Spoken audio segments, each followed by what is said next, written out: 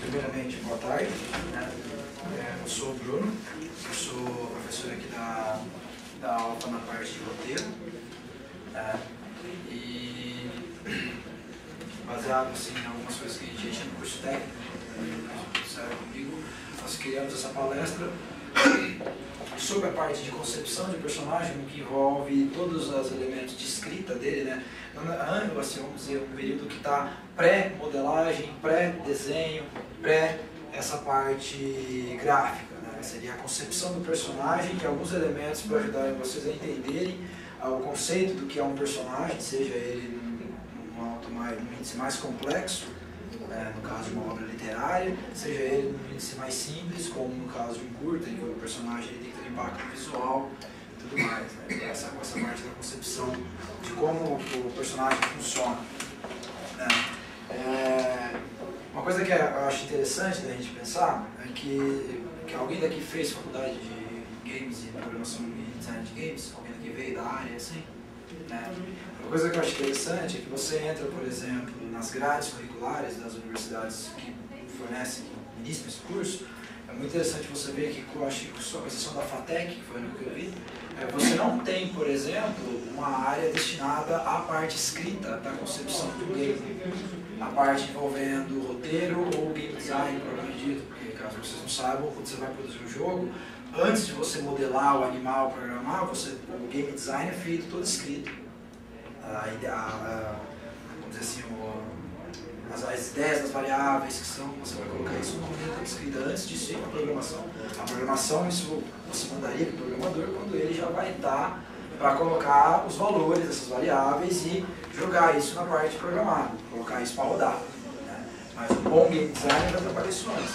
É uma coisa que é bem interessante da situação que nós estamos hoje no Brasil, que é um mercado que está crescendo, né? Seja ele na parte de games, seja na parte de computação gráfica, né?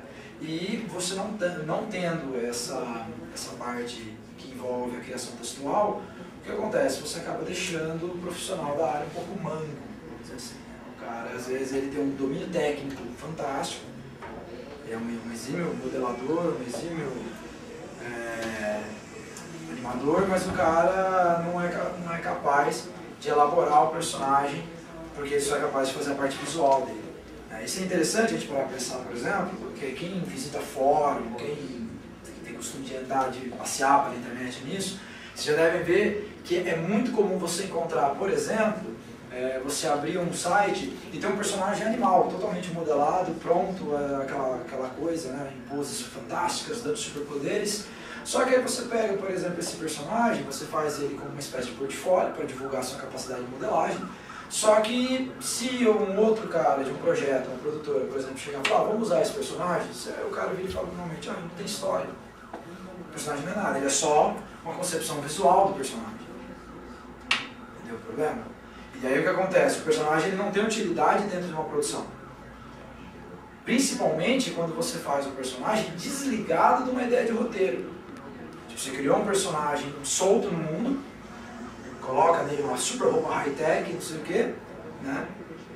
E ótimo para exposição para o portfólio, mas numa produção esse personagem é inviável. Quem acompanha games aí, por exemplo, já está careca de ver jogos em que você tem uma qualidade de modelagem fantástica, uma qualidade de animação fantástica, e a história do jogo é uma porcaria. O personagem está lá, não serve para nada, tipo, você sente que é meramente visual. E infelizmente hoje a gente já vive um negócio em que o visual já não é mais o carro-chefe. Porque hoje você tem muita gente fazendo coisas muito boas, visualmente, tecnicamente, né? E onde que está dando os diferenciais mais fortes? Você pega as listas de melhores games que tem nos últimos tempos, todos os jogos que têm uma grande história. Então é sempre importante ficar muito atento para essa questão. Como eu estava dizendo, eu sou o Bruno, eu sou formado em Letras pela Universidade de São Paulo, estou fazendo mestrado por lá também. Sou professor de português, embora eu queira agora migrar totalmente para a área de games, embora seja difícil, porque é uma área que é difícil, essa parte da escrita, que envolve a parte escrita do game ou a parte escrita da produção, é difícil porque no Brasil não tem, né? Nós não temos, por exemplo, escritores trabalhando diretamente nos estúdios, né? Muitas vezes você vai entrar no estúdio, você vai ver modelador, animador, você não tem um cara que é específico da escrita, né? Que é uma situação problemática se a gente comparar com grandes estúdios de fora do Brasil e tudo mais, né? E esse curso, basicamente, o que a gente vai tentar fazer aqui? A gente vai falar algumas questões teóricas sobre as ideias do que são os personagens e como os personagens devem ser colocados, algumas dicas práticas de como colocar o seu personagem numa história, ou como preparar ele para a elaboração desse personagem, né? Também vamos ver se a gente consegue, que é uma coisa legal para estimular o lado criativo, é sempre bom preparar o estudante para um senso crítico. Então a gente vai falar bastante também de certa concepção do que envolve a parte mais crítica, né, da criação dos personagens. Eu acho legal para preparar vocês também, para conseguir, porque assim, quanto mais você tiver a capacidade de analisar um personagem de outra pessoa, melhor você vai poder ter como referência o seu. Sabe aquela coisa, tipo, se você analisa bem as pessoas, você se analisa bem. Se você analisa um personagem bem, você também consegue pensar no seu personagem de maneira mais redonda, mais acabada, né? Nós vamos falar de alguns tipos básicos de personagem, né? Mais pra frente, que é a parte, muito assim, que vamos falar dos esféricos, planos e caricatos e tipológicos. E acho que é isso aí, né? Mais essa parte.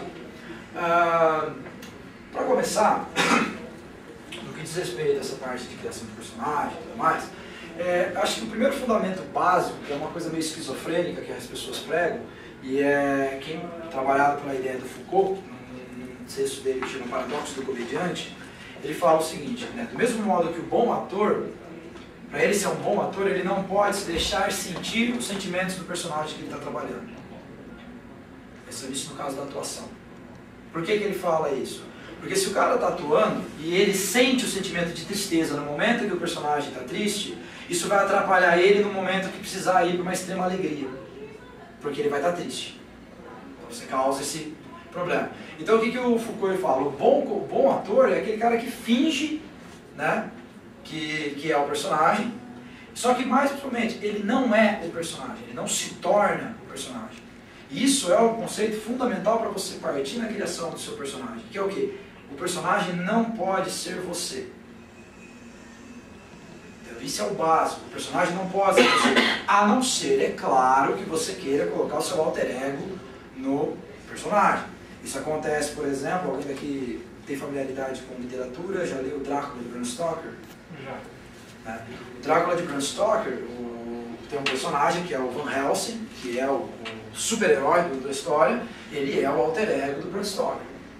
Tanto que o primeiro nome do Bram é Abraham, né, que o diminutivo é Bram, e o personagem chama Abraham Van Helsing. Você vê, e é muito significativo isso, né? No caso do Van Helsing, o personagem ficou um pouco, assim, você não identifica tão diretamente, né? Mas você tem trabalhos críticos que mostram como que, tipo, era o que o Van Helsing, o que o Stoker queria ser, o Van Helsing, né?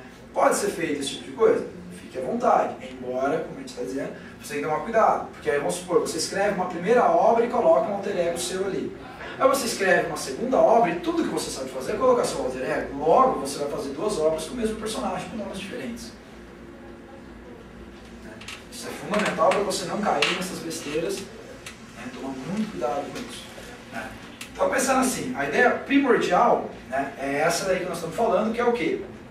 O personagem não pode ser o criador dele. Criatura e criador são coisas diferentes. Se você não cria essa ruptura, você não é capaz de criar mais de um tipo de personagem, por exemplo. Porque você vai trabalhar numa obra de grandes proporções, você vai colocar para interagir dezenas de personagens.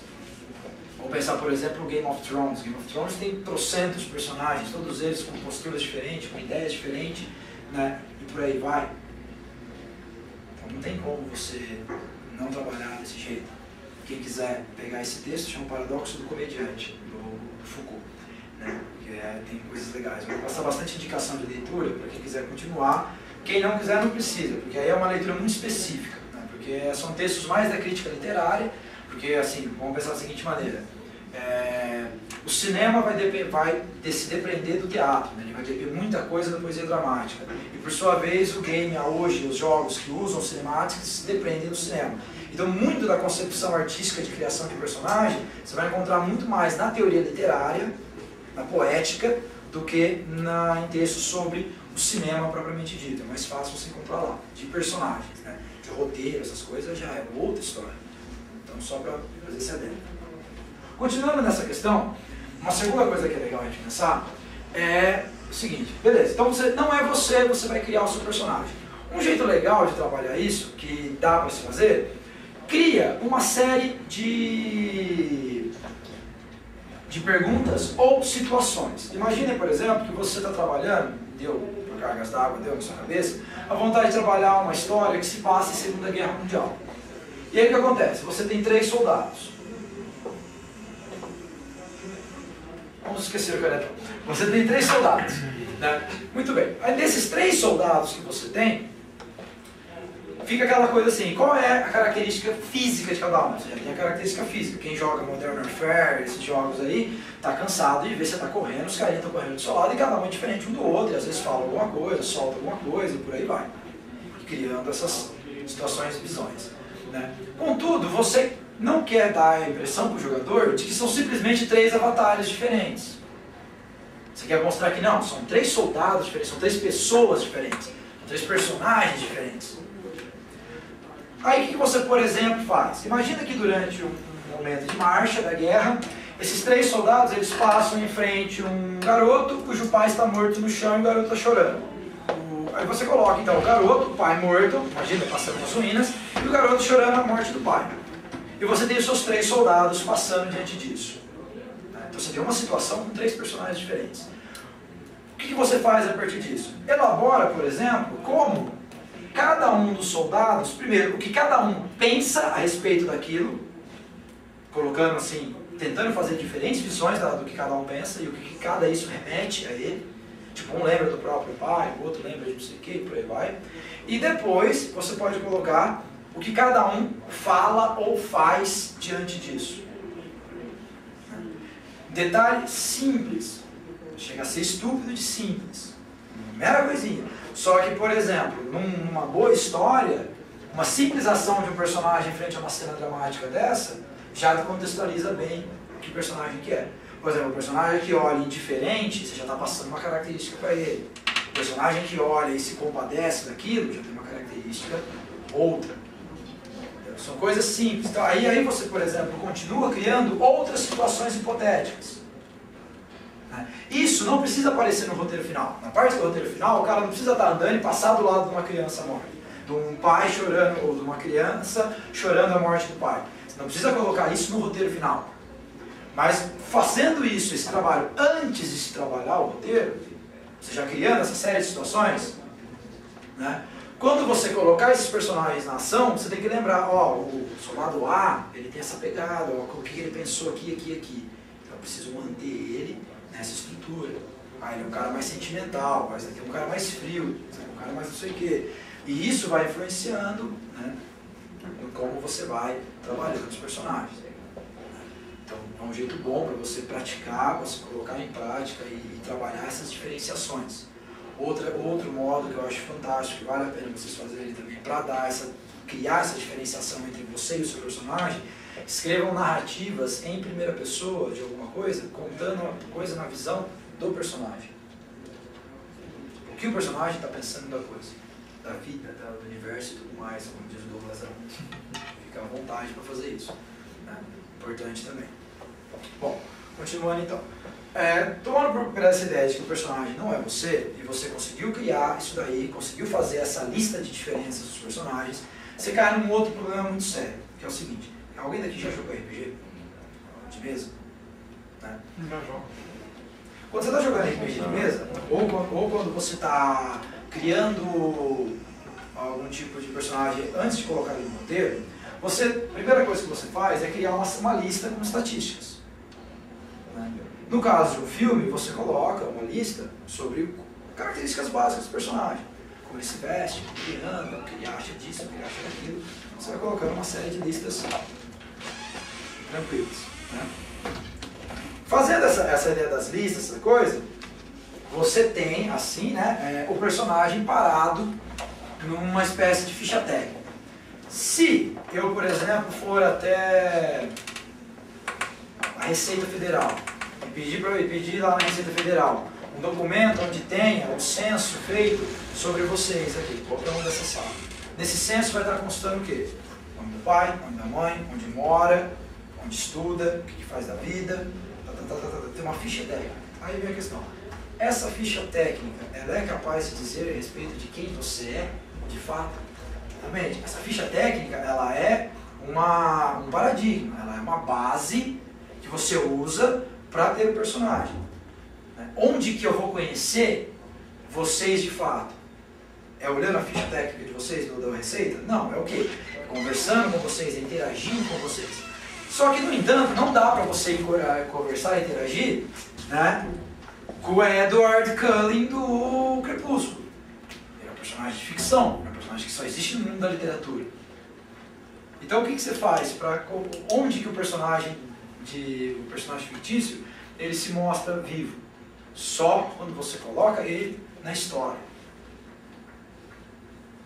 Esse é um conceito fundamental. Por quê? Não adianta em nada você criar um personagem e deixar ele estagnado no tempo. É como se você estivesse criando uma ficha técnica. Essa ficha técnica não é capaz de dizer respeito a quem esse personagem é de fato. Você só vai conhecer esse personagem quando você vê ele agindo. Ele fazendo alguma coisa, ele tomando atitude, ou seja, ele vivendo. E onde que ele vive? Ele vive dentro do papel dele na obra. Isso é uma coisa interessante, porque cria aquela coisa assim, por que o personagem da ficção ele é mais atraente do que muitas vezes o personagem real, uma pessoa que você conhece?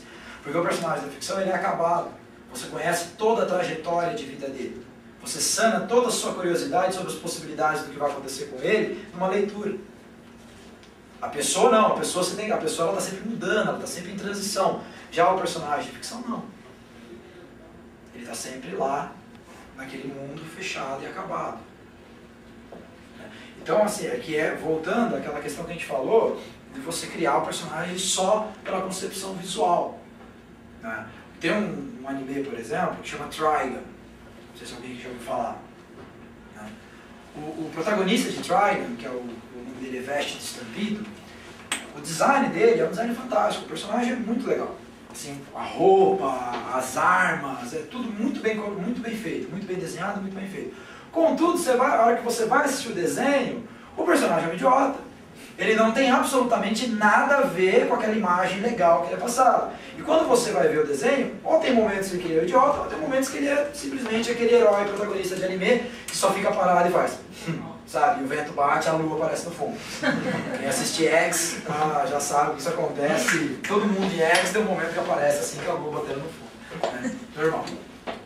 Por quê? Justamente por aquela coisa. Focou-se demais na concepção visual. Por quê? Porque precisava ser um negócio imediato. Só que deixaram de lado a questão, né, de, vamos dizer assim, a psique, a personalidade desse personagem. Que é de onde vem a ideia da palavra personagem. A ideia da palavra personagem não vem da questão que diz respeito à aparência física. Vem muito antes da ideia do que diz respeito à personalidade. Como essa personalidade reflete no físico, isso é muito legal de fazer. Quando você consegue fazer isso, aí fica legal. Porque aí você amarra. Você pegar, por exemplo, o Inspetor dos Miseráveis, o Javert, você pega ele, por exemplo, a descrição que o Victor Hugo dá da personalidade dele e a descrição física que é fantástica, porque amarra o personagem. Ele fala que sorrindo ele era um chacal, parado ele era uma cobra. A expressão facial dele. Porque ele é um cara que ele é determinado, ele persegue, ele não sei o quê. Quando você dá essa amarração, você cria, tipo assim, você consegue dar essa totalidade que fica mais bonita. O personagem acabado, né, bem fazendo uma consistência legal entre o que ele tem interiormente e o que ele tem exteriormente. De novo falando, não adianta nada você criar um personagem que você dá pra ele características tipo, não, ele é traumatizado, ele tem uma personalidade profunda, ele tem muito sofrimento dentro da alma, e você coloca ele numa história e o cara não demonstra absolutamente nada disso. Ou seja, Seu personagem nada é a mesma coisa, ele é um avatarzinho seu andando pelo cenário. Que é de novo aquela questão, precisa tomar muito cuidado, porque principalmente hoje em dia que você tem esses MMORPG, né, que fala a criação de personagem é MMORPG. E muitas vezes você vai criar um personagem e na verdade aquele personagem nada mais é que um avatar. Aquele personagem é você que você está controlando para atacar o terror. Ele não é uma pessoa, ele não tem uma personalidade própria. Né? Se alguém daqui joga em MMORPG, tenta qualquer dia fazer essa experiência. Ah, eu mataria aquele cara porque eu quero aquele machado, mas o meu personagem mataria aquele cara porque ele quer aquele machado? Né? Fazendo essa experiência de esquizofrenia para criar essa diferenciação entre você e a psique do personagem. Se você não faz isso, cai no problema do alter ego e dá problema depois no futuro. Bem? Bom, então, voltando a essa questão, mudando agora o segundo foco, o outro foco da palestra, a gente pode falar de alguns tipos de personagem, alguns modos de como colocá-los. Né? Eu não vou entrar em muito detalhe sobre a questão da jornada do herói, que é a questão do texto do Campbell, porque a ideia da jornada do herói, ela, como a gente vai falar um pouco, ela está muito aplicada à ideia do herói bem padrão mesmo. Né? Então eu vou deixar isso um pouco de lado agora e falar dos dois tipos básicos que dá para a gente trabalhar, né? Que é o esférico e o plano. O que quer dizer isso?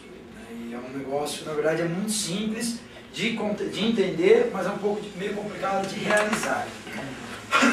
A questão principal que entra, você tem então o conceito do plano e o conceito do esférico, está tudo relativo à ideia de mudança. Por quê? Qualquer pessoa na vida real que a gente pega aqui, conforme ela vai vivendo e passando por experiências, essas experiências vão influindo no modo dela de pensar e agir. Ou seja, ela vai ter uma transformação gradativa de quem ela é. Algumas coisas continuam fixas. Por exemplo, você ainda é capaz de identificar aquela pessoa como específica. Tipo, aquele lá é o João. Mas você consegue entender que o João mudou. Ah, ele achava isso errado, agora ele acha certo. Ele discordava disso, agora ele concorda. Né? Esse processo de mudança que nós vemos na vida das pessoas, ao redor, nosso redor, por exemplo, todo mundo aqui conhece provavelmente um amigo que terminou com a namorada, ou uma amiga que terminou com o namorado e ficou na bad por um tempo, e a concepção dela de relacionamento mudou. Isso é um exemplo simples, mas é um exemplo que todo mundo aqui vê com facilidade. Né? O mesmo processo de mudança, quando ele é colocado no seu personagem fictício, cria-se um personagem esférico. Quando você mantém um personagem sem esse processo de mudança radical, né, você mantém o personagem no estilo plano.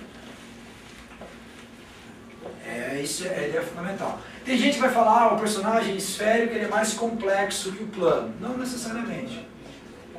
Vocês vão encontrar personagens planos que são tão complexos e tão interessantes quanto personagens esféricos.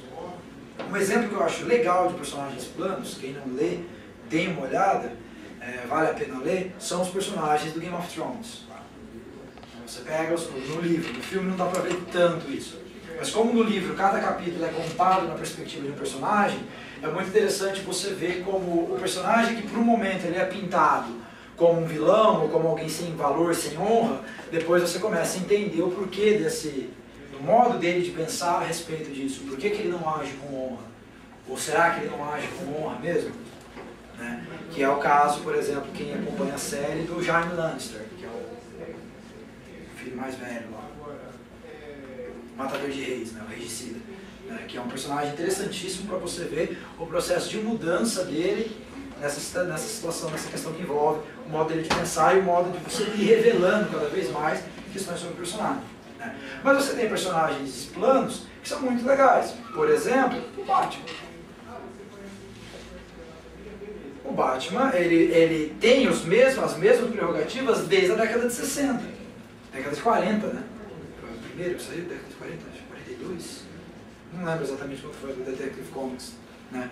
Mas tipo, pelo menos 60 anos, você pega o Batman e ele tem as mesmas estruturas básicas. Né? Aquela coisa lá, o Batman não mata, o Batman não sei o quê, o Batman não sei o que lá, o Batman não sei o que lá, e por aí segue. É uma ideia de personagem plano? É. Só que dentro da ideia do plano do Batman, você tem vários momentos de esfericidade.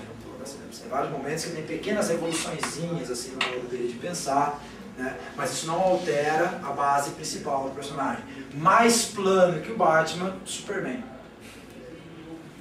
Superman é escoteiro da América, é aquela coisa cristalizada, 200 anos. Vamos ver se o novo filme, né, o Man of Steel, vai mudar a concepção do Superman.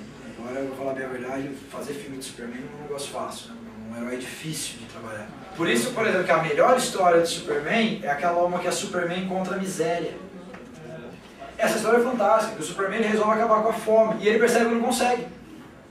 Genial! Só que isso não dá pra você passar pra filme. Porque se a gente já tivesse toda uma tradição de cinema do Superman, você fazer um spin-off desse, legal. Mas a gente não tem. Então nos quadrinhos, beleza, no cinema fica foda. Eu quero ver o filme do Superman, eu quero ver o Superman destruindo o Superman. Cuidando da fome. Não, eu quero um super vilão. Né? Mas é interessante essa história, porque você coloca um problema legal. E essa história é muito boa. Muito boa. Né? Porque aí entra uma coisa interessante, por exemplo, que é a ideia da verossimilhança do personagem. Que é o quê? Você está criando o seu personagem, você tem que pensar que o seu personagem ele tem que, do mesmo jeito que a história que você está criando, ela tem que parecer verdadeira. Se você cria uma história que não parece verdadeira, ou o seu personagem não parece fazer parte daquele universo, você está criando um grande pepino na sua mão, você não vai ter o que fazer com aquilo. Virou um bicho de 7 cabeças. Não vai fazer o menor sentido. Né? Por exemplo, vamos pensar no caso do Superman. O Superman, por exemplo, é um personagem muito complicado de você trabalhar, porque ele tem sérias falhas de verossimilhança. Por exemplo, hoje em dia a gente tem radar no mundo inteiro. Como é que esses radares não captam o Superman? Você acha que os Estados Unidos ia deixar um cara desse sair voando por aí à toa? Né? Se você pegar o exemplo de Watchmen, o que foi feito com o Dr. Manhattan, é interessante a ideia. Que eles pegaram o que? O Dr. Manhattan, ele é uma criatura de laboratório. Ele foi tirado ali, né? O Watchmen ele teve um cuidado mais detalhado na hora de trabalhar a relação dos personagens, dos super-heróis com o mundo. Né? No caso dos super-heróis padrões, entra aquele efeito da fábula, do fabuloso, deixe de estar. Você pega o Aquaman, Mulher Maravilha. Tipo, a Mulher Maravilha ela é de uma tribo de Amazonas da Grécia. De Amazonas da Grécia. Mas peraí, tipo, então eu vou pra Grécia, eu posso ir lá visitar a Mulher Maravilha? Ou os Cavaleiros do Zodíaco andando por aí pra cima e pra baixo com as armaduras? Entendeu? E tudo isso são coisas que você fala assim, você consegue ter uma certa licença poética pra deixar de lado. Mas funciona até certo ponto. Aí você vai, quanto mais coisas você vai trabalhando dentro disso, mais complicado vai ficando. Né? No caso dos Cavaleiros do Zodíaco, por exemplo, tem uma versão que mostra os Cavaleiros de maneira mais, vamos dizer assim, integradas no mundo. Já tem um desastre nuclear lá e chamam um deles para resolver o problema. Aí vai o cara lá resolver o problema. Não lembro qual deles, que é o leão, um deles lá. Então começa a ter umas relações mais próximas com o mundo. Porque assim, se você vai criar, no caso do Cavaleiro do Zodíaco, por exemplo, os personagens eles são mega poderosos, eles usam aquelas armaduras, eles viajam o tempo todo, tinha até cena deles andando de avião, nas primeiras sagas, não sei se vocês lembram, tinha cena deles no avião, né, e depois tiraram isso, graças a Deus. Né? Mas aí entra a questão, já que você vai trabalhar e eles, tudo que acontece na trama deles não tem nada em relação ao mundo real nosso, por que não? Então colocar eles no mundo, não colocá-los no mundo mitológico fictício. Não faria absolutamente diferença alguma. Porque eles já não têm interação com o mundo real. Talvez o criador quis colocar os cavaleiros no mundo real para criar aquele elo emocional de que, oh meu Deus, eles estão salvando a gente.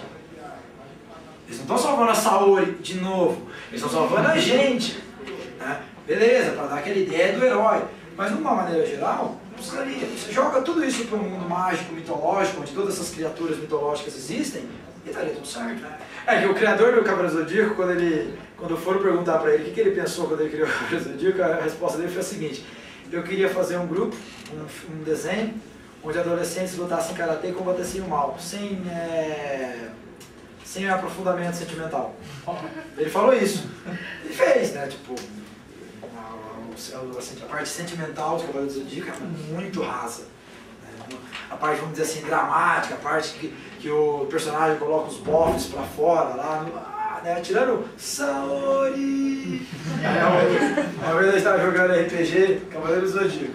Aí o amigo meu jogava com Seiya e ele ia matar o vilão. Aí o mestre falou assim, cara, meu, você vai dar o último golpe, grita alguma coisa emocionante. Ele, Saori. Não, alguma coisa mais emocionante. Ele, amigos! E aí, se você reparar, isso acontece o tempo todo no desenho. Essa questão aí. Né? Então, assim, se você for trabalhar, sempre tome o cuidado de ter essa visibilidade, ter muito claro em mente em que ambientes o seu personagem vai transitar. Para você não cair nesses problemas, né? Porque assim, aí, beleza, você pode cair na questão da licença poética que a gente falou e passar adiante para colocar o personagem de maneira mais, focar mais no personagem, não necessariamente o ambiente, sem problema. Transformar o cenário num pano de fundo, pode, sem problema algum. Contudo, isso pode atrapalhar você naquela questão de, se você, por exemplo, vai fazer uma cena extremamente dramática, quer fazer um lugar dramático, quer fazer uma cena em que tenha realmente um embate muito forte de emoções entre personagens diferentes, você precisa tomar um cuidado para que isso não, para que essa ideia de você ter criado um personagem que não tem familiaridade nenhuma com o ambiente dele, não se torne um problema depois. Porque se ele já não tem familiaridade, então não tem necessidade, talvez, você colocar ele naquele ambiente, pode colocá-lo em outro ambiente.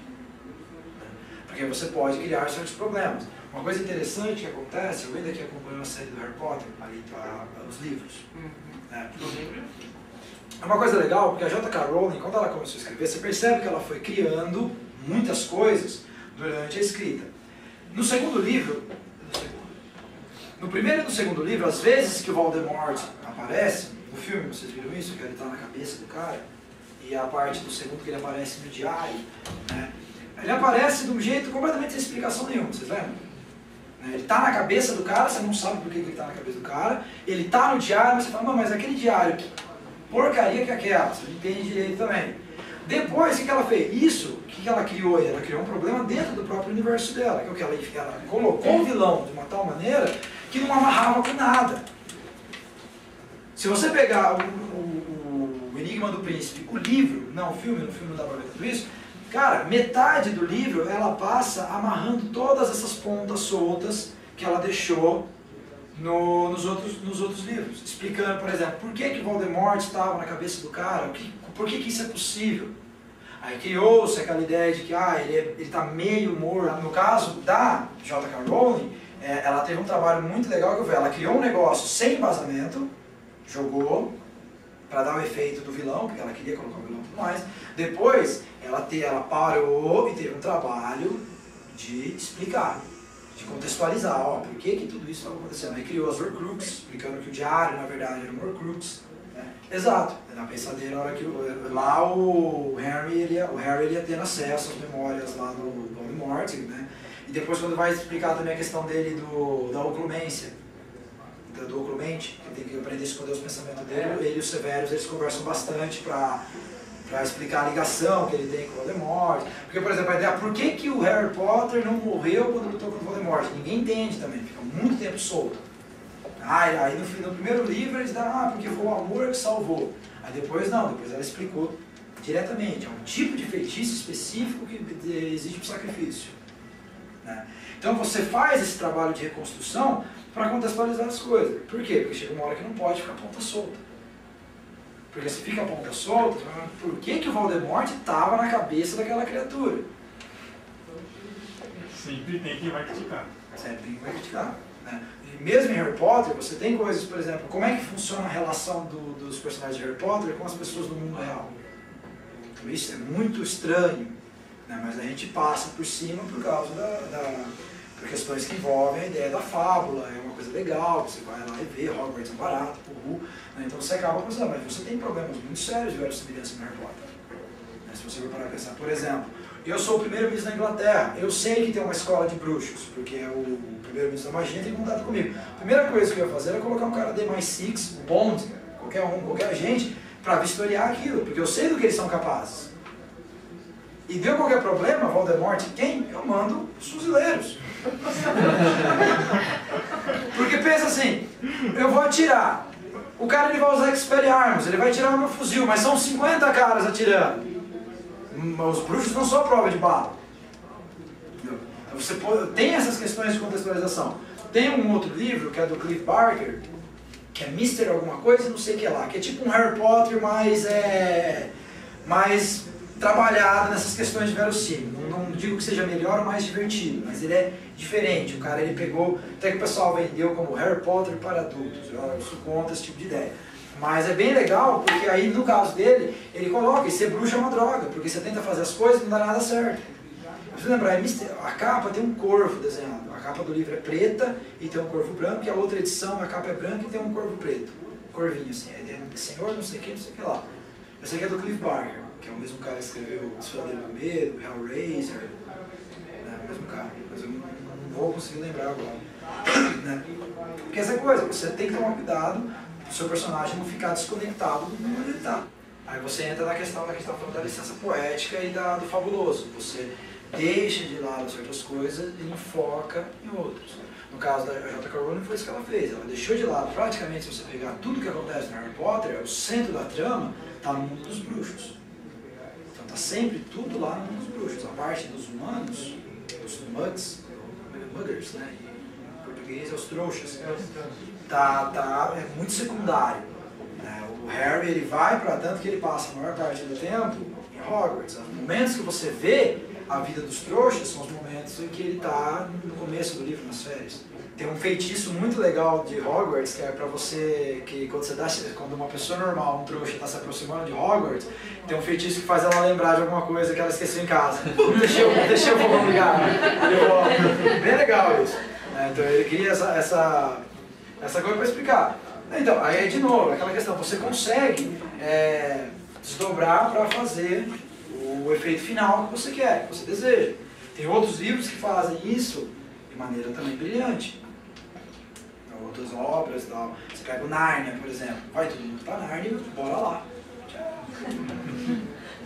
Que é uma temática muito forte da literatura hoje em dia, literatura infanto-juvenil, essa ideia do adolescente resgatado para o mundo mágico. Um jeito que você trabalha é um jeito de você pôr pra fora tudo que você quiser em termos de bizarrices de personagem. Só que deve dar depressão se ler Harry Potter, né? Porque Hogwarts tudo nos bruxos é mais legal do que nos trouxas. Aí, tipo, que droga. Se eu sou o primeiro ministro da Inglaterra, eu ponho esses caras pra trabalhar pra nós. Você vai fazer coisa, você vai pagar imposto, maldito. Senão não vive. Você tem essas questões. E, por exemplo, aí voltando, né? Retomando a questão do personagem plano e do personagem esférico, todo mundo aqui se emocionava com o Cavaleiro do Zodíaco, mesmo tendo todas as questões, quem assistiu o moleque, né? Mesmo tendo todas as questões de falta de contextualização, mesmo eles andando por aí vestido de armadura, todo mundo viu o Ryu andando no filme Street Fighter de kimono no meio de Nova York. Todo mundo viu isso. Só que qual é o problema? O personagem é plano? Sim. Só que isso não tira a característica que torna ele interessante. Não é porque o personagem é plano, ele é melhor que o personagem esférico. O que dá pra gente falar é que o personagem que é esférico, o personagem que muda, ele é mais dramático. Ele é melhor para você trabalhar os embates dele, as emoções. Né? Eu preciso tomar muito cuidado com isso. No caso do game, é uma coisa que as pessoas costumam fazer uma diferenciação, que é bacana, é você pensar da seguinte maneira. O filme, no cinema, o ideal é que a história não seja tão complexa, mas os personagens sejam profundos. E no caso do game, tem aqueles que dizem que, no caso do game é o contrário. A história precisa ser interessante, mas os personagens não precisam ser tão complexos. E você tem os casos óbvios em que tudo isso acontece e fica muito bom. Você pega Metal Gear, a série do Metal Gear, por exemplo, o personagem é ótimo, a história é ótima. Você pega o Witcher 2, que é aquele jogo de RPG novo. O personagem é ótimo, a história é ótima. E no caso do cinema, você também tem os casos em que nada dá certo, em que a história é uma droga, o personagem é uma droga. É uma desculpa ter um monte de porrada. Isso aqui pode ser um exemplo interessante, porque parecia muito legal. Parecia muito legal. O cara que é bom é o David Hayter, que por acaso é o dublador do Snake. Foi ele que fez o roteiro de Watchmen. E o Alan Moore falou, dentro do que dava pra fazer, você fez a melhor coisa possível. O Alan Moore falar isso É muito difícil, porque ele é o cara mais chato do mundo. Ele odeia que pega as coisas dele pra fazer filme. Ele e o Frank Miller também, é outro chato, muito chato. E o Alan Moore, ele tipo, pô, ficou legal. E o cara, além disso, é o Snake. Da hora, né? Um artista completo. Passando então para essa questão do personagem esférico, né, e do personagem plano, nós temos outros dois tipos de personagens que são interessantes para usar, principalmente quando você for colocar em pano de fundo. Né? Pegando esses dois primeiros que nós já falamos, quais vocês acham seriam mais interessantes para ser o protagonista da sua história? Um personagem plano ou um personagem esférico? Esférico. Isso não impede você de encher ao redor desse personagem de personagens planos. Né?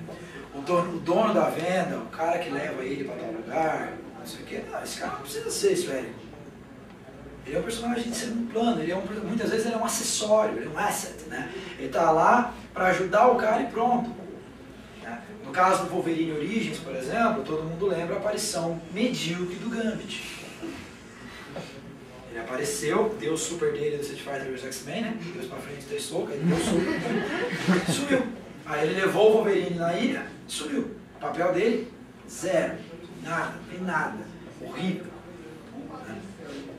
Queimaram um personagem legal. Mas isso que eu falei, não impede você de fazer esse momento de transição. Uma coisa interessante, por exemplo, também você vê de mudança de um personagem plano, que de repente ele fica esférico e às vezes tem que ficar bem explicado. X-Men First Class, todo mundo assistiu? Lembra a hora que o Magneto chega e convida, o Magneto não, o Kevin Bacon, ele chega e convida a galera para mudar de lado. Aí aquela menina, que tem as asinhas, ela aceita. Só que até então, não deu nada deixou entender que ela tinha um dark side. Ficou meio tipo Deus Ex Machina, assim, do nada ela, pum, vou mudar de lado. No filme passa batido porque ela já era uma personagem secundária, então dane-se, né? O foco deles foram o quê? O foco mais legal que foi trabalhado realmente foi a mudança do Magneto. O Magneto se tornando o vilão. Isso eles trabalharam com mais carinho. Agora, um personagem menor, não faz diferença nenhuma. Ele muda, não muda, então, o foco não está nele. Você pode não incorrer no mesmo erro, tomar um cuidado, trabalhar isso daí. Né? Aí outros dois tipos de personagens que funcionam muito bem, principalmente em curtas, coisas rápidas que você precisa colocar, né? E como personagens que cercam o protagonista, é o que nós vamos chamar de personagem tipológico e personagem caricato. Né? Quando a gente fala caricato, imediatamente você pensa no quê? Caricatura. Uma caricatura. E quando você pensa em caricatura, o que vem na sua cabeça? Engraçado. Sarcástico. É hiperbolização, civil real. Aí você está indo na definição específica. Né? Porque qual que é o problema? Muita gente pensa caricatura e pensa um desenho estranho de alguém.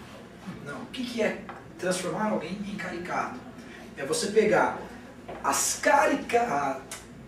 características do personagem e exagerá-las ao ponto de que ele só passa a ser identificado por aquilo.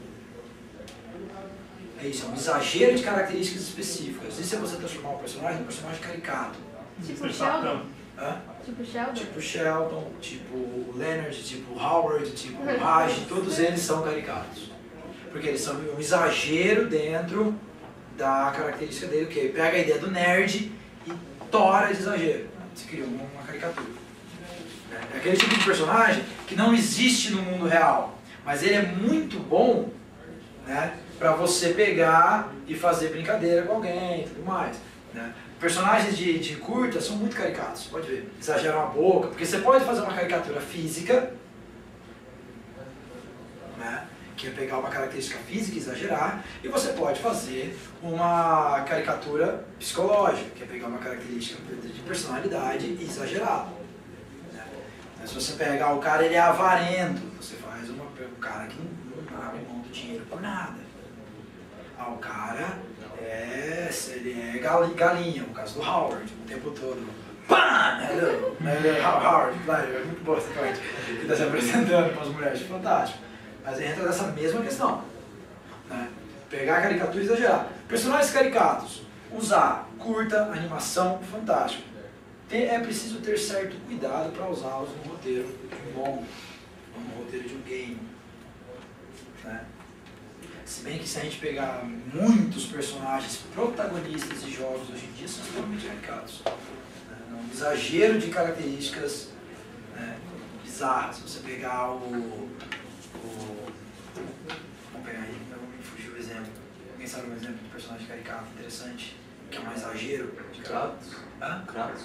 O Kratos ele é bem exagerado, ele é bem caricato. Só que o Kratos ele tem, não tem como falar que não, ele tem um quê de caricatura, né? Embora ele tenha também uma certa, ele é um pouco esférico, né? Mas ele é bem caricato, né? Isso não torna ele um personagem ruim, só que você percebe que você fala, de novo Kratos, de novo, né? Porque todos os problemas de God of War dependem de uma questão muito simples, o Kratos não aceita que ele está errado. Que ele é o culpado de tudo. Não, ele quer culpar alguém, ele culpa o Hades, aí depois ele culpa Zeus, aí ele culpa todo mundo. E mata todo mundo. Né? É fácil. Né? Mas é interessante, mas nesse sentido, por que pareça, por que o Kratos ele é um personagem caricato? Porque aí vai entrar um pouco na ideia do personagem tipológico. Né? O personagem tipológico é o personagem que está na ideia dos tipos. Por exemplo, se eu falo para vocês, o político corrupto, já não vem na cabeça de vocês um tipo de personagem?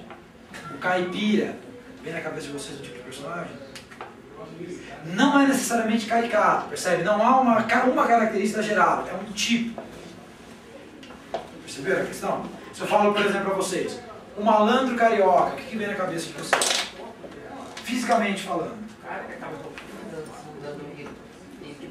O cara com um terno branco, um chapeuzinho, uma correntinha de ouro, andando assim, né, com uma navalha. Né? Isso é um personagem tipológico. Por que os personagens tipológicos eles são importantes? Porque você pega assim, essa questão de esférico e plano é uma questão que passa a existir a partir de 1750, 1800, quando o romantismo estoura. Né? Quando surge o romantismo na literatura. Aí vem um cara chamado Hegel, você não conhece, leia, pelo amor de Deus. O Hegel ele define, surgiu um novo tipo de personagem, que é o quê? O personagem que muda, o personagem romântico. Né? Se você pegar agora, dentro da arte, os personagens anteriores ao romantismo, eles eram todos planos, eles eram tipológicos. Por quê? Pensa da seguinte maneira. Período pré-romântico, você pega na Grécia, do 1700, da época do Iluminismo, até a Grécia clássica, você tem uma questão muito interessante. A classe dominante era a nobreza, a oligarquia. Essa era a classe dominante. Ela era composta do quê? Reis, rainhas. A arte fazia apologia a quem? A essas pessoas. Então esses personagens que você via nos grandes contos, Aquiles, Heitor, Odisseu, esses personagens, eles não evoluem. Por quê? Porque eles fazem a manutenção de uma situação que está lá. Eles servem para eu, como nobre, eu ler aquilo e me identificar, entendeu? Isso valida o meu poder. História dos meus antepassados. Assim que a nobreza vive, assim que a nobreza morre. Você tem essa questão. Então o personagem está extremamente ligado a esse mito, esses personagens que não podem mudar. Eles têm que ser, que é de onde vem a ideia do herói clássico. Que é o quê? Ele é um cara que ele é absoluto. Ele não muda nunca. O Kratos ele é bem nessa pegada. Nisso os caras do God of War mandaram muito bem. Porque ele realmente segue uma ideia muito próxima da mitologia clássica. Que ele é o quê? Ele é uma coisa e ele se mantém aquilo a obra inteira. Perseguindo a ideia dele de arrebentar com tudo. O Aquiles é isso daí. O Heitor é isso daí. O Odisseu é isso daí. O Orfeu e outros heróis clássicos, todos eles trabalham nessa mesma ideia. São personagens planos. Por quê? Porque ele é sempre uma releitura da mesma história. Você pega, qual é a aventura do Orfeu? Desceu no inferno para pegar a mina dele, trazer de volta. Né? E através da música, da arte, ele convence o deus dos mortos a devolver a Eurídice, que é a mulher dele, que morreu com uma picada de corda no pé. Beleza. Isso é a história básica. Aí durante toda a história, e o que acontece? Quando ele está chegando, o Hades entrega para ele a mulher e fala: você não pode olhar para trás. Se você tentar ver ela, ouvi-la, né, para quem gosta das ênfases, né, ela vai voltar. E aí o Orfeu vai, aí ele inventa de vontade e olha para trás. E na hora que ele olha para trás, a Eurídice tomada de novo, aí ele fica louco. Né? Então o que acontece? Essa história é padrão. E aí isso é o que acontece. Como Orfeu se sente, o que acontece, é isso, a história do Orfeu já está traçada. É isso que acontece na história do Orfeu. O mito do Orfeu é esse. E aí o que acontece? Esse mesmo mito vai sendo recontado em vários momentos da história. Por quê? Porque eles dão validade na mesma coisa. A ideia do amor, a importância da arte como algo que imortaliza, qualquer coisa. Você vai ter várias leituras. Isso vai sendo repassado. Porque é a questão do personagem tipológico, ele vai se basear numa ideia mitológica, numa questão cultural e tal. Com o romantismo e a ascensão da burguesia, a gente está cansado de ver isso na escola, né? Ah, e o romantismo e a ascensão da burguesia, a queda do ancião regime, né? A gente cansou de ver isso. Mas uma coisa que é fato, quando deixa de ser a nobreza, a pessoa que comanda, surge o homem normal, nós. Nós começa a se tornar importante. Aí pensa, eu vou começar a ler. Cara, eu vou ler um livro sobre um cara que viveu há 1000 anos atrás. Eu não tenho ligação nenhuma com essa vida desse cara. Tipo, eu sou costureiro, eu vou ler um livro. Tipo, pô, eu não tenho pai e mãe que era guerreiro, não tenho antepassados guerreiros, né? Eu não sou da nobreza, eu não faço a mínima ideia do que está acontecendo na Europa e na França. Para que eu vou ler esse livro? Não diz nada para mim. Eu não sou dessa classe, eu não sou da nobreza. Não me é interessante. Nisso começa a surgir o quê? Os romances do romantismo. Romance romântico, porque ele já foca o quê? O homem normal. Ele pega a história, você pega, por exemplo, o herói, deixa de ser aquele cara de quase divino e passa a ser a pessoa normal. O cara que vai lá, batalha, vai crescendo, vai evoluindo. Por quê? Porque pro personagem clássico, ele é mitológico, ele é absoluto, ele não pode ser mudado. Já o personagem romântico, ele é o contrário. Ele precisa fazer sentido para você, novo leitor, que está procurando as coisas. E aí ganha-se essa importância da evolução do personagem, porque você evolui na sua vida. Você passa por mudanças. O herói, o rei, não, ele só está querendo uma legitimação do status dele, que era o que a arte fazia. Tanto que você pegar antes do romantismo, você deve, quem lembra das boas e velhas aulas de literatura no colegial, deve lembrar que falava-se muito dos mecenas. Mecenato, o que era? Eu sou uma família nobre, eu pago um cara para escrever um bagulho para mim. Então o que ele vai escrever? Ele vai escrever sobre a história dos nobres. Tipo, eu não sou nobre, você quer ler? Fica à vontade, mas o bagulho está sendo produzido para mim. Eu sou produtor da bagaça. Eu que sou produtor, então é aquela coisa, né, que fala hoje em dia, não, pô, a arte é foda, cara, eu quero fazer um filme, eu não consigo, porque o produtor não deixa, eu quero fazer um roteiro mó mirabolante, meu produtor me poda. Isso aí era feito há muitos anos atrás, isso não é novidade. Entendeu? Há 5 séculos atrás, os caras se problema também. Eu quero escrever ora, pois, quero escrever uma peça teatral com muitos personagens épicos. Aí chega lá o Marquês de Pombal e fala, não, você vai escrever isso daqui que é o que eu quero. Tinha isso também. Porque o cara precisava viver. Né? Com a burguesia, a ascendência do dinheiro, o mercado, o novo leitor, então abriu-se espaço para se explorar novas formas. E novos personagens surgiram. Aí veio essa questão dos personagens padrões que nós estamos acostumados hoje. Né? E nós somos muito românticos. Né? Ainda assim, hoje nós somos muito românticos. Né? Por exemplo, quando no final de Titanic o Jack ele afunda na água, ninguém critica que, pô, ele morreu fora d'água, tem ar no pulmão, ele nunca afundaria, ele ficaria boiando. Ninguém critica. Todo mundo vê ele afundando e cara, morreu. Né? Por quê? Cai na água. Porque é o efeito romântico, é o efeito da beleza. O que é o belo, né? E aí entra o que acho que é a questão fundamental. Por mais que você tenha verossimilhança, por mais que você precise tomar cuidado com o seu personagem, no final você tem que pensar o seguinte, a sua função, quando você está escrevendo um roteiro, a sua função artística é entreter. Se o cara quiser informação, quiser conhecimento, ele vai ler uma obra científica. Ele vai ler um ensaio, ele vai ler uma tese. Não impede que você coloque, obviamente, a questão de dar certo conhecimento, de dar certa instrução na sua história. De fazer o cara se sentir mais inteligente quanto ele lê. Mas isso não impede o valor fundamental. Porque, cara, se aquilo não é divertido, se o cara não gosta de fazer aquilo, não está servindo para nada. Você não está fazendo arte, você está fazendo outra coisa e sabe-se lá o que é. Então sempre tomem esse cuidado, acho que é aí por aí que vai a ideia. A Disney ela trabalha muito desse jeito, né? No caso, obviamente você trabalha DreamWorks, mas a Disney trabalha muito assim. Você pega, por exemplo, eles lançam assim, Tarzan. Aí você assiste Tarzan, é animal. Aí tem Tarzan 2, aí você já vê que não é um filme legal. A qualidade da animação decai e tudo mais. Né? Que aí você percebe que claramente é um spin-off, é uma história extra ali para ganhar dinheiro ou para fazer o piloto do desenho, da série animada que eles vão passar na televisão. Então... O Timão e Pumba também entraria igual o Scratch. Timão e Pumba do Rei Leão. Aquela suricate com o corpo do javali lá. Vocês acham que o Timão e Pumba tem uma característica caricata ou não? Fica até bem claro, né? Tipo, uma ideia do porco, tipo, ele é um Shrek meio mais interessante. E o Timão, ele é uma doideira, né? Ele é um louquinho da história. As coisas, tem também a questão da ideia caricata também ali. Né? Cara, por que pareça, tem muito personagem caricato. Você pega, por exemplo, todos os personagens do Zorro Total, são todos caricatos.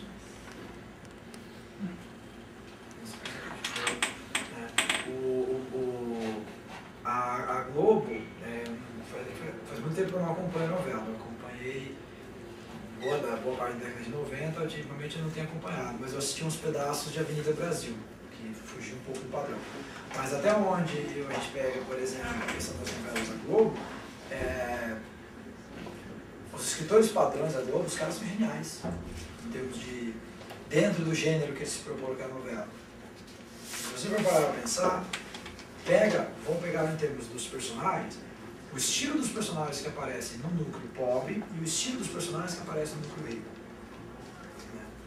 Voltando àquela questão que a gente falou da identificação, né, muitas vezes o seu leitor, o seu espectador, ele cria uma identificação com o personagem. Essa identificação pode ser direta, no caso de um curta, com um personagem bonitinho, você olha e você já criou empatia, você já conseguiu a atenção do espectador. Quando você consegue a atenção do espectador, tudo mais fácil. Aí você pode pisar na bola, pode estragar, pode fazer besteira, que a história continua vendendo, continua bem. É o caso do Crepúsculo. Mas pensando na questão do personagem no Crepúsculo, é interessante porque tem uma amiga minha que ela trabalha em livraria, ela trabalha na cultura. E ela falou, né, e a gente estava conversando outro dia, por que será que as pessoas gostam tanto de Crepúsculo, as adolescentes? Porque aí a gente pega para ver, a história tem momentos que ela dá pisadas na bola, grotescas, assim. Aí ela falou que ela já viu, por exemplo, a galera indo comprar um livro, falando, tipo, não, porque eu passo por essa mesma situação na minha escola. Tipo, tem meu best, eu gosto dele, ele gosta de mim, mas eu também curto o outro carinha, e eu não sei o que fazer e eu me sinto que nem a Bela. Não. E aí o que acontece? Você cria essa identificação. Só que a Bela não tem sentimento. Tô sentindo vazio por dentro. Mas aí que tá, aí entra, que eu falei, a identificação com o público é tanta que todo o resto vai deixando de lado. Tipo, se a história do Crepúsculo fosse um cara, a mina, o cara do clube de xadrez, o capitão do time de futebol, ia dar a mesma coisa. Sabe, por exemplo, a ideia, a menina disputada pelo intelectual e pelo bombado. Daí o sentimental e o fortão. Ali pra pegar por aí. É porque criou identificação. E criou identificação, cara, esquece. No caso do Crepúsculo é interessante a gente pensar, porque aí é aquela coisa que a gente falou. Um bom personagem que você coloca ele numa história, ele precisa ter motivos, ele precisa ter razões, ele precisa ter algo que ele quer. Se você coloca paixões nele, ou seja, vontades de realizar alguma coisa, quando você coloca as paixões, você cria os problemas. Pegando pela ideia básica de teoria dos gêneros, tem enchido o saco de ouvir isso, né? Na teoria dos gêneros a gente fala o quê? Tem 3 tipos básicos, o épico, o lírico e o dramático. O dramático é de onde vem o teatro, consequentemente de onde vai vir o cinema. Qual é a questão fundamental do drama? É a tensão. Onde se cria tensão? Quando os dois personagens estão dialogando. E por que se cria tensão? Porque eles querem coisas diferentes. Entendeu a ideia? Então o que acontece? Você precisa colocar paixões, você precisa colocar vontade nos caras. Para criar aquela emoção, para o espectador falar, velho, e aí, será que ele vai conseguir fazer isso? Né? Guardando isso, lembra depois a gente voltar para a questão das novelas da Globo. Né? Que é um exemplo interessantíssimo para você entender como ganhar dinheiro com isso. Né? No caso do Crepúsculo, o único personagem que tem paixões mesmo é o lobisomem. Ele tem paixões, ele tem algo que ele quer, ele tem uma busca, ele luta por algo. Agora você pega o Edward e a Bella, eles são personagens passivos, eles não têm atividade nenhuma. Eles são personagens que ficam parados. E o que acontece? Em termos de roteiro, é ruim. Por isso que a história, aí o que acontece? A história começa a se arrastar. A gente, né, qualquer um que gosta de ter familiaridade com história, tem costume de ler, tem alguma coisa, acha irritante. Por quê? Porque a história começa a girar em torno do umbigo da Bella, da relação dela com o Edward. Ai, quero, ai, não quero, ai, quero. Isso vai se arrastando e se prolongando. Né? Tanto que um amigo meu, ele falou, se você pegasse os 4 livros do Crepúsculo e escrevesse um livro só, ia ser um livro bom. Porque ia ter coisa acontecendo. O livro não acontece nada. O segundo livro é um absurdo. O segundo filme. Tipo, cara, é um absurdo, porque o filme inteiro é nada. É complicado. Aí ela... Até hoje, Hã? foi a melhor explicação que eu ouvi. Mas não é porque, tipo, é ruim, não sei o quê. Eu não gosto. Muitas pessoas não gostam. Só que é justamente esse nardismo que a molecada gosta. Porque arrasta o sofrimento.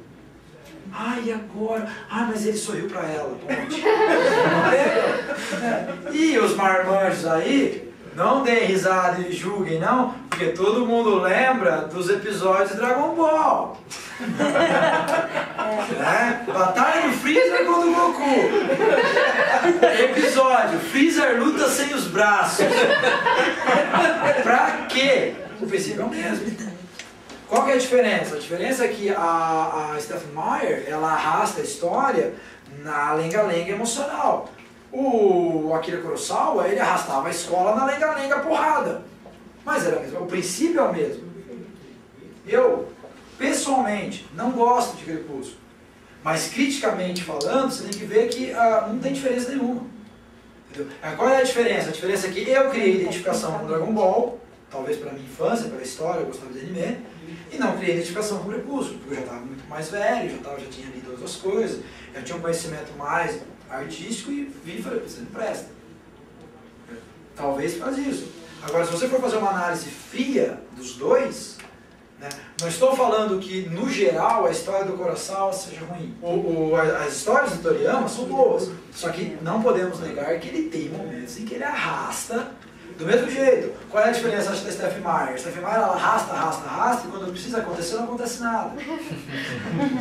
O Akira Kurosawa, ele arrasta, e implode.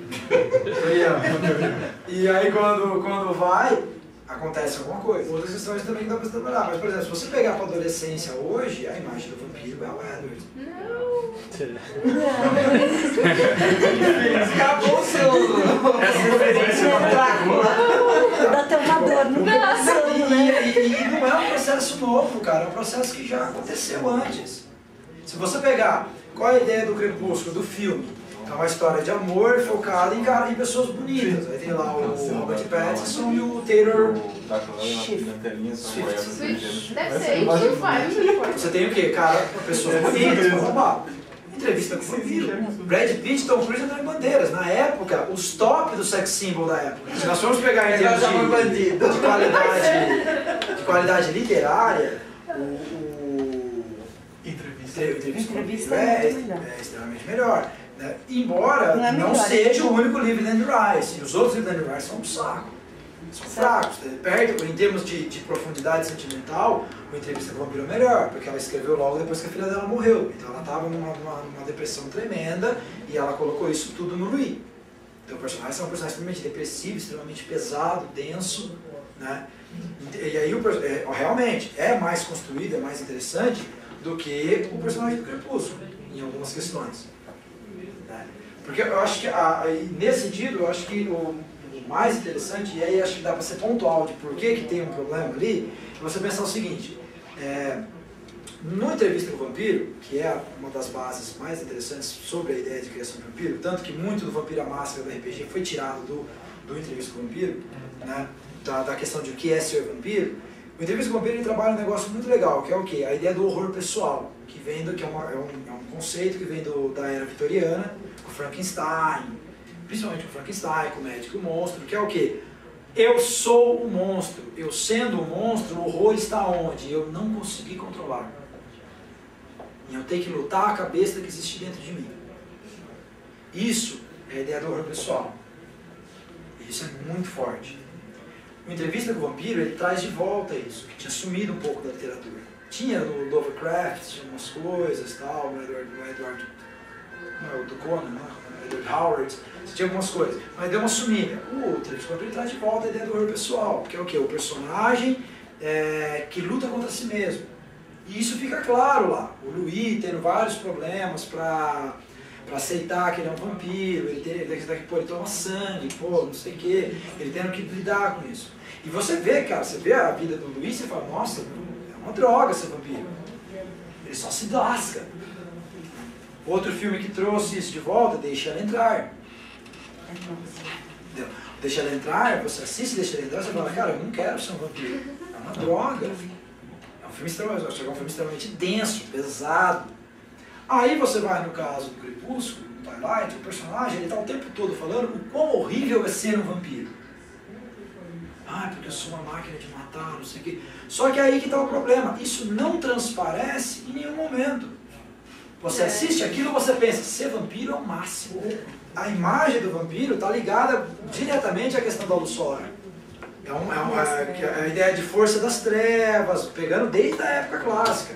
É uma força das trevas, é um agente do demônio, não sei o que seja lá o que for. Então ele sempre age na ideia das sombras. Né? E não só isso, as sombras é um limitador, um fator de limitação, que é importantíssimo para a ideia do monstro. Entendeu? O monstro, tipo, quem não lembra, Nosferatu, a hora que nasce o sol, ele morre. Tipo,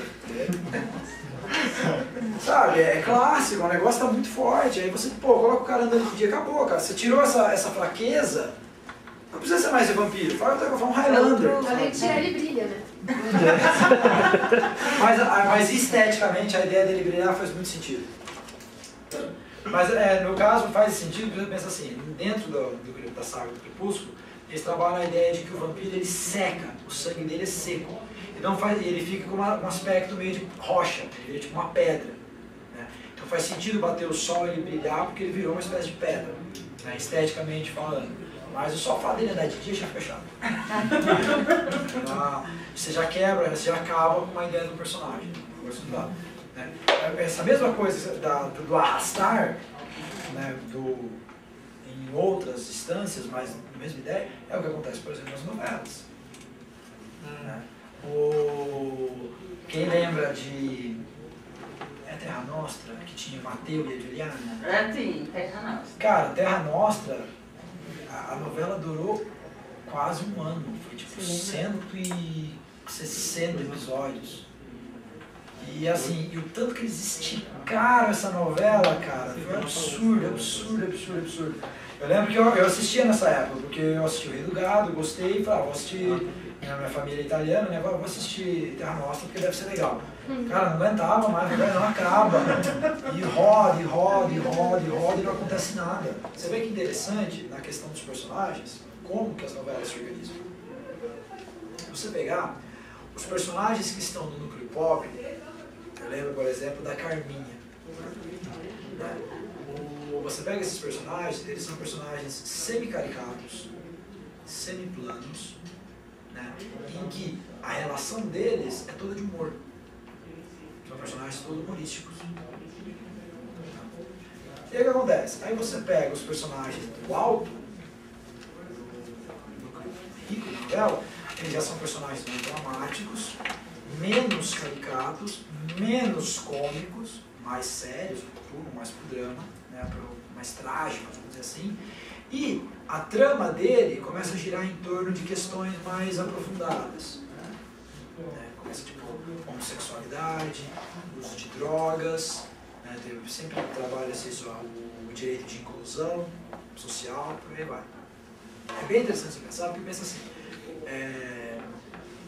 o cara que é classe baixa, né? Ele não teve na educação dele, normalmente não há, porque a escola brasileira é uma droga, porque muitas vezes ele está num ambiente onde isso não existe, ele não teve no ambiente dele os elementos de formação educacional para constituir um senso crítico reflexivo em torno disso.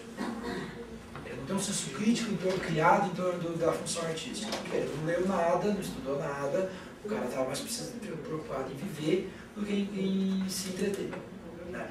Então o que acontece? Ele cria uma identificação imediata com qual tipo de personagem? Com da classe baixa, com o núcleo baixo. Por quê? Ele é o núcleo humorístico, ele é o núcleo que você vai ver e dá risada. E o cara que é classe média, média alta, ele já cria uma identificação com o personagem do núcleo rico. Por quê? Porque ele, no pensamento dele de classe média, média alta, já teve uma certa introdução a questões críticas, a questões filosóficas, psicológicas, e ele vê essas questões sendo colocadas em prática dentro da novela, quando dois personagens, por exemplo, o Tony Ramos e alguém, discutem sobre, porque minha filha usa drogas, aí começa uma mega discussão dos personagens sobre o uso de drogas. Aí o cara da classe média alta, ele cria identificação com isso. Não é realmente, né, o uso de drogas, o que lá e sempre. Então você vê que a novela da Globo, ela é genial nisso, porque ela faz essa manutenção desde a década de 70. Entendeu?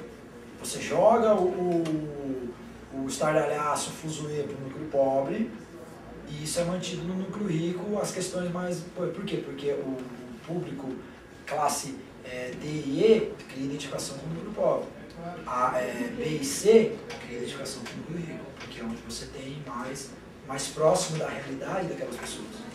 É genial isso. Então os personagens, eles fazem uma manutenção disso. Mas aí você vê que isso é interessante, porque o personagem do Miguel Falabella, que sai lá no avião da banana pro Brasil, que consegue fugir, o vilão, ele, até hoje a galera não engole bem. O pessoal que assiste novela e tal, você não engole bem. A Avenida Brasil mudou um pouco com isso, porque isso foi uma sacada legal. O que o cara da Avenida Brasil retratou? Não era aquela classe alta, Leblon, sabe? Porque eu não sei se alguém aqui já foi pro Rio de Janeiro.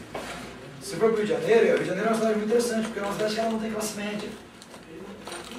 Você pega lá Copacabana, Ipanema, não tem classe média. Ou você tem gente de classe A, ou você tem gente de classe B. Você vai achar a classe média nos lagos, sabe, Niterói, que é a galera mais normal. Você pega Copacabana, no Rio mesmo, é muita gente de dinheiro. Então, no Leblon, então eles mostram, durante muito tempo, eles mostravam essas pessoas. Era o quê? Era aquela coisa irreal. O cara chegando em casa, né, que é aquela coisa bizarra, né, que tipo, a pessoa de classe média da novela da Globo tinha 2 empregadas. Umas coisas não fazem o menor sentido. Você tinha essas coisas, esses processos que eram mantidos. A Avenida Brasil mudou. Quem que é o foco? Quem que era o foco da Avenida Brasil que era interessante? Eles pegaram o novo rico. São pessoas que eram pobres, o cara era jogador de futebol, uma tia Maria Chuteira casou com ele, criou uma família e eles viraram ricos. Então eles foram morar numa mansão. Então quebrou um pouco esse paradigma de sempre fazer classe alta, classe baixa. Não, fez o cara que quer a ascensão social. Né? Isso não foi explorado da maneira que poderia ter sido. Como explorou, por exemplo, o Stendhal no Vermelho e Negro. Né? O personagem saindo e ascendendo socialmente. Né? Não foi explorado. Mas é uma mudança, é interessante de se ver. Agora voltou a Glória Pérez e aquele Salve Jorge vai ser a mesma coisa. Cara, essa ideia da novela das 10, do Gabriela, essa pronto que eu vou usar. É bem legal, porque lá a Globo está colocando uns caras que são muito bons. Porque o que acontece? Hoje, né, o Valmor Chagas ele fala que ele não faz mais novela, não fazia mais novela, nem ele nem o Paulo Outram, porque eles chegavam, você ia fazer a novela, eles te davam um personagem, você não podia criar um personagem. Por quê?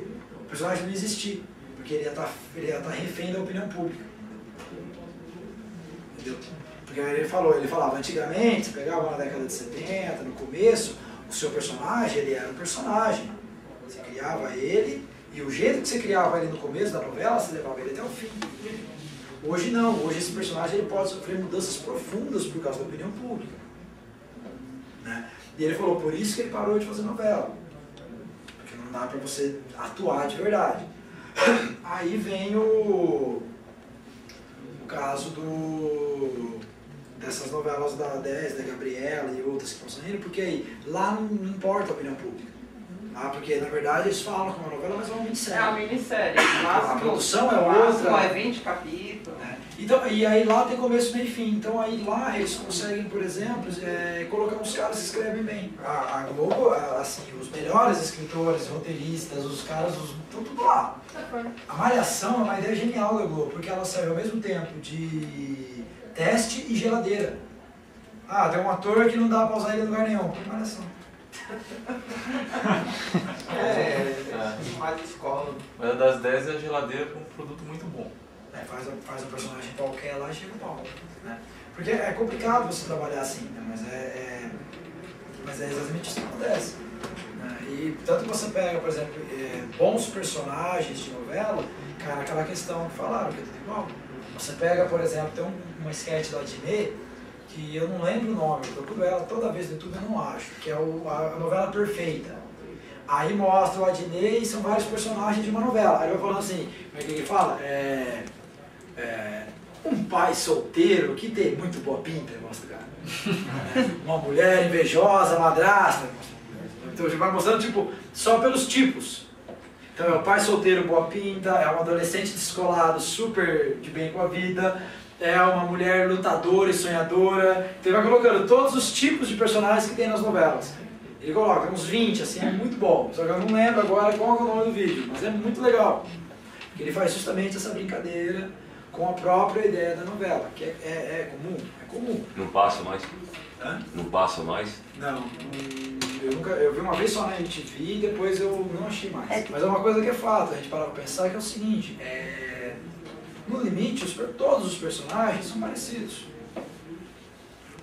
Você coloca o personagem no papel, ele é muito parecido com o outro. O que vai dar a vida para o personagem? É no momento de manifestação dele, seja na atuação, seja na obra.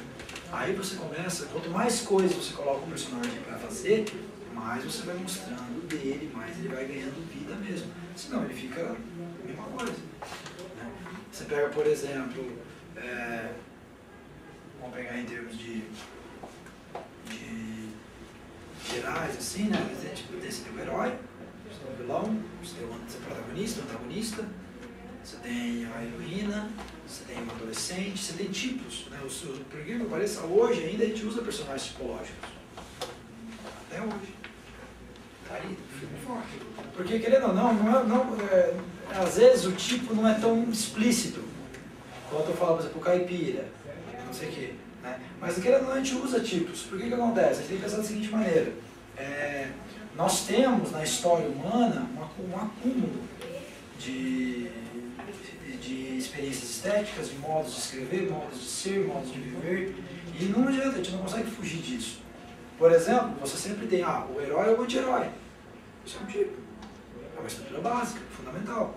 Ou ele é um herói com características nobres e gloriosas, que agem em prol do bem, da saúde, da justiça e do amor, né? Ou ele é um anti-herói, que ele faz o bem, ele ajuda as pessoas, mas ele não está nem aí para bagaça, como o Wolverine, por exemplo.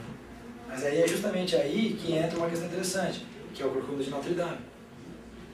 O Corcunda de Notre Dame é um pedido de desculpas do Victor Hugo, vamos dizer assim, aí dá a ideia do grotesco. Ele pega quem é o herói do Corcunda de Notre Dame, é o Quasimodo. Ele é um monstro. Ele é um herói mesmo. Você pensa assim, é mais fácil para definir o herói, em vez de ser pela aparência, pensa pelas ações. O herói é o Superman. É o cara que deseja o bem, quer o bem, busca o bem, que é uma pessoa boa. O anti-herói é o Batman. Ele não é bom. Ele não é uma pessoa boa. Só que ele faz a coisa certa. Sim. E o cara que não faz certo é o vilão. Essa é a ideia. O anti-herói normalmente, porque assim, a relação entre herói e anti-herói é a relação clássica. O herói é o cara que é perfeito. O anti-herói é aquele que não é perfeito. Não tem essas características. O que entra a ideia, no caso do romantismo, com o romantismo vem a ideia dos anti-heróis, né? Começam a ficar mais importantes do que os heróis. Você pega, por exemplo, em caso de literatura portuguesa brasileira, depois de Eurico Presbítero, do Alexandre Herculano, que ele era um super-herói, o Eurico, né, ele usa uma armadura negra, ele anda tipo meio de não sei tocar o chão, né? Ele luta que nem um monstro, mata um monte de gente, o bicho é foda. Né? Isso aí, quem nunca leu, leia, Eurico Presbítero, de Alexandre Herculano. É meio difícil de ler, mas ele é o Batman, porque ele é um cara, que ele é um padre, e aí ele começa a combater os turcos. Então aí para combater os turcos, para ninguém saber que ele é padre, ele usa uma armadura toda negra. É tipo Spawn, você pensa, e todo mundo fica com medo dele. E quando ele chega, vê umas névoas, assim, sabe? Ele vai virando uma coisa meio sobrenatural, assim. Né? É meio difícil de ler, mas é legal. Esse foi um herói super-herói. Depois, cara, vai sumindo. Você pega, por exemplo, na literatura brasileira, você não tem quase super-heróis, cara. Heróis, assim, que são valores absolutos. Né? Os maiores exemplos de personagens que nós temos na literatura são os do Machado de Assis. Você pega o Brás Cubas, você pega o Dom Casmurro, cara, eles são completamente anti-heróicos, só que são personagens fantásticos. Assim. E você pega o escritor do Game of Thrones, ele é um bom escritor. Ele é um cara que escreve mainstream, mas ele é um bom escritor. Agora você pega o Dan Brown, por exemplo, ele já é um péssimo escritor, é ruim. Frank Miller é bom. Pra quadrinho ele é bom. Ele é bom. O Dan Brown é ruim. A J.K. Rowling, Harry Potter, é boa escritora. A Stephenie Meyer não é tão boa. Aquela que escreveu 100 Tons de Cinza lá, Nossa! é 50. Ela é muito ruim. Ela é muito ruim. Ela escreve mal. Não é questão de que a história é ruim. Ela Faz escreve mal. sucesso. Nossa, tá todo mundo lendo. Todo mundo. Outra coisa importante, fazer sucesso é bom para ganhar dinheiro, mas uma coisa que faz sucesso não necessariamente é sinônimo de ser boa. Claro. Né? E uma coisa que faz sucesso de crítica também não é sentido de ser boa, porque você tem um problema que a crítica hoje ainda é muito tendenciosa. Então você vê, por exemplo, a crítica, por exemplo, adora meter o pau em cinema que é para popcorn. Mercenários 2, uma porcaria. Né? Só que a gente vai na cara, é divertido. Eu sempre tento encontrar um negócio assim. O filme iraniano é maravilha. Se o filme iraniano é lindo, se é um filme brasileiro gravado com uma câmera de celular é lindo. É diferente falar que um filme é bom ou que o filme é legal, né? Porque assim, você tem que pensar muito também no caso do cinema, isso também se aplica na literatura. Você tem que pensar assim, o cara às vezes, o grande cineasta, o cara que é cinéfilo, o cara que estuda isso, você tem que pensar que ele faz o filme não para se divertir. Ele faz o filme para brincar e trabalhar próprias questões do cinema. Então, por exemplo, o Herzog. O Herzog, ele adora fazer filme, por exemplo, para quebrar a ideia de ângulo de câmera, de take. Então o que acontece? Tem hora que o filme dele, por exemplo, fica parado em nada. Pensa a questão da moda. Faz um paralelo com a moda. O Roland Barthes, que é um crítico literário muito bom, ele fez isso. Ele, para analisar a literatura, primeiro ele analisou moda. Ele virou crítico de moda durante uns anos, depois ele voltou a ser crítico literário. Porque ele fala justamente isso. Pega a moda, o que está na passarela não é o que você vai ver sendo usado na rua. A arte só trabalha com conceitos. Exato, muitas vezes o cinema, o alto cinema, o cinema de crítica, ele é um cinema que trabalha conceitos, não é um cinema que trabalha para o público geral. A literatura acontece a mesma coisa. Foi coisas que foram sendo mudadas. Isso não adianta, cara. Uma coisa é você fazer a questão do conceito, outra coisa é você fazer ela na aplicação artística. Então, quando você encontra aqueles que conseguem unificar os dois lados, existe. Aí você tem o sucesso de bilheteria e de crítica. Uhum. Aí você tem os Poderosos Chefão, você tem os Apocalipse Now, você tem os... Em termos de livro, aí você tem os Victor Hugo, você tem os Tolstói, você tem os Dostoiévski, que é de onde vem os caras que todo mundo vai lembrar. Agora tem uns que não, então você só vai conhecer dentro da academia. Você vai conhecer quando você estiver estudando. Cara, negócio da moda é o exemplo perfeito. Pensa na moda e faz o paralelo. Mesma coisa, no meu caso, quando você vai criar um personagem, já é outro problema, porque no personagem você vai trabalhar com conceito de personagem, tem gente que trabalha. A ideia de ir desfragmentando o personagem, por exemplo, desconstruindo, o cara vai virando ninguém. Ou, eu quero fazer uma história, tipo, qual que é a ideia do personagem básica? que a gente pegou hoje em dia no romantismo. Ele começa a história, ele passa por uma série de coisas e muda. No final ele chega a uma outra conclusão sobre a vida ou reforça. Ele tem um processo de transição. Aí você quer mudar isso. Não, eu quero mudar isso. Eu quero fazer uma história em que o cara vai morrer. Sei lá. Mas não, você muda, sei lá, cara. Você desconstrói. Mesma coisa. Tipo, o tempo básico é 4x4 pentatônico. É contra a tendência. Agora eu quero usar, sei lá, semifusa. Vou mudar até essa escala penta, que eu vou colocar uma escala jônica. Você vai misturando as coisas. Cor, por exemplo, na hora de desenhar. Pensa em termos, por exemplo, que era antigamente, quando veio o realismo, por exemplo. Os caras no realismo, período realista, eles desenhavam aquela coisa de buscar a perfeição.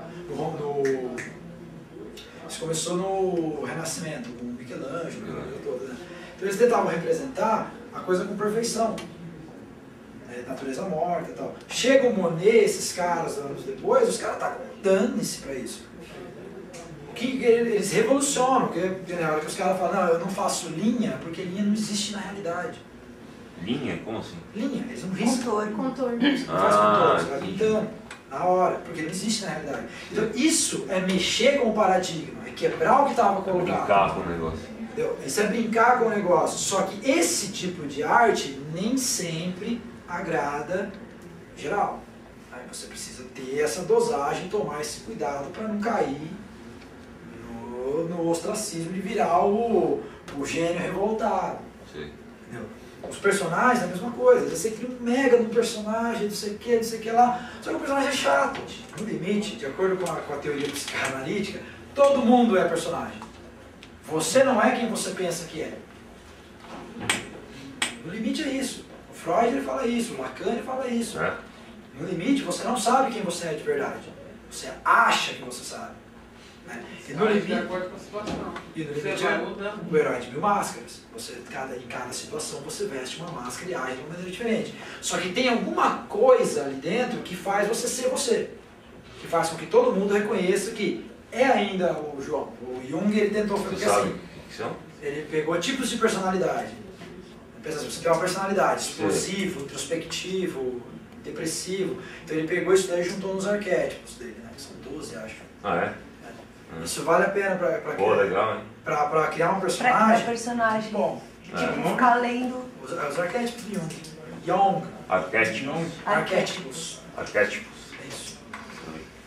Arquétipos de personalidade do Jung. Tem umas coisas legais lá. Não, cara, uma coisa legal de você trabalhar com roteiro, trabalhar com a área de humanas em geral, trabalhar com arte em geral, é que você vai cair na filosofia, você cai na sociologia, aí você volta para a literatura. E quanto mais você souber disso, mais... Porque você não precisa ser cientista, mas você pode usar, que nem por exemplo, Matrix, por exemplo, Matrix usou um conceito filosófico. Penso logo existe do Descartes. O Descartes ele propõe o seguinte no livro dele, olha o que ele falou, isso há muitos anos atrás. O Descartes ele falou assim, séculos atrás, quem garante que nós não somos a nossa mente e o nosso cérebro está num barril com um éter sendo controlado por um demônio? Descartes propôs isso. Isso há 600 anos atrás, acho. Os caras do Matrix fizeram o quê? Nós somos o quê? Nosso corpo, na verdade, está preso em nossa mente que está vendo tudo isso. Conceito filosófico aplicado na arte.